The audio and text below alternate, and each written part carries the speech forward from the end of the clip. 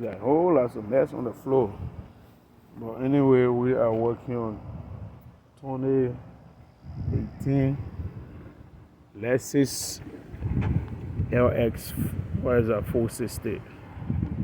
So what we're doing today is we are changing a control arm, rear control arm, and this is the control arm assembly right here. So as you can see, we got the new one in here. There's like 10 pieces, man. That's the whole project right there. You see how the whole area is all messy. And then we're gonna be putting a new spinner, wheel spinner on. This is the assembly right there. We're gonna be putting that on. And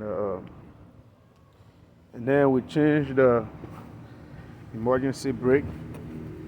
So this is the emergency brake right here.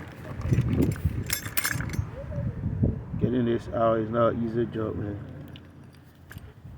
So how this thing works is like it's controlled by electric, man. If you press a button in there, it's going to engage the emergency brake.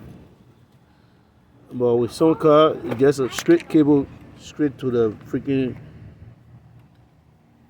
whatever you call it up there, and just pull it up. But this car is not like that. Press the button, you're going to engage on in here. Boom, emergency brake is on. So we just changed that, and then we about to start working on this.